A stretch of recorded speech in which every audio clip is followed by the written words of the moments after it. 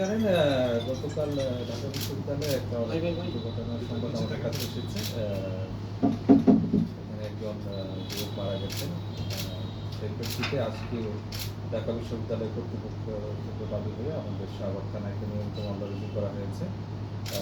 জানা যায় মেয়েটার নাম মোফাজ্জল মিয়া এবং এই ক্ষেত্রে আমাদের সংবাদ পাওয়ার পরে পুলিশকে নিয়মিত কার্যক্রম সেটা আমরা গ্রহণ করেছি।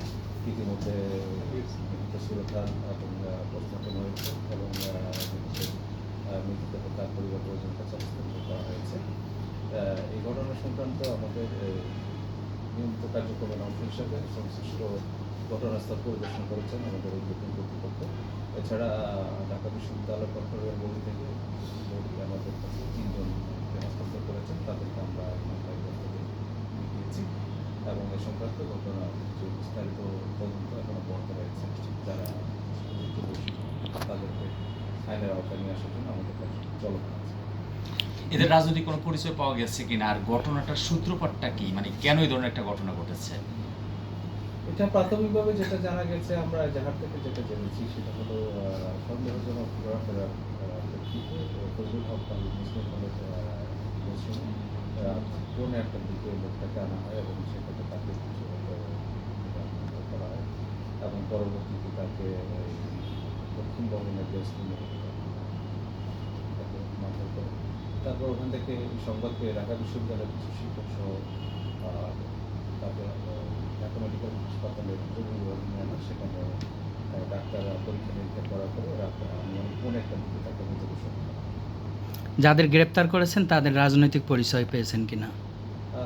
এটা আসলে তদন্তাধীন বিষয়। এখন তাদেরকে আমাদের প্রক্টরিয়াল বোর্ড তাদের হস্তান্তর করছে আমাদের কাছে। এটা তদন্তে বের হয়ে আসবে আসলে কি উদ্দেশ্যে কারা কারণে এই ঘটনা এবং কারা কারা এই ঘটনা। তারা কোন সাবজেক্টের ছিলেন বা কোন বর্ষের? বিষয়টা সাবজেক্টটা এখনো আমরা নিশ্চিত হতে পারি নাই। বিকেলবেলা ছাত্র দলের পক্ষে একটা সংবাদ সম্মেলন করে তারা ছাত্রলীগকে দায়ী করেছেন। সাধারণ শিক্ষার্থীর ব্যানারে এই ঘটনাটা ঘটিয়েছে যারা, তারা ছাত্রলীগের নেতা বা কর্মী 2-1 পদপদবিত রয়েছেন। পাশাপাশি এই ঘটনার জন্য, অনাকাঙ্ক্ষিত এই ঘটনার জন্য তারা বিশ্ববিদ্যালয় প্রশাসনের পাশাপাশি পুলিশ প্রশাসনকেও দায়ী করছেন। আপনারা আসলে কি বলবেন? আপনাদের নিরাপত্তা নিশ্চিতে কোনো ঘাটতি রয়েছে কিনা? এই ঘটনা ঘটার পরে আমাদের পুলিশি কার্যক্রম যেটা ছিল সেটা আমরা এখনো অব্যাহত রেখেছি এবং এখানে কারা জড়িত, কী কারণে ঘটনাটা ঘটেছে সেটা তো তদন্তের বিষয়। আশা করি এটা তদন্তের মাধ্যমে বেরিয়ে আসবে।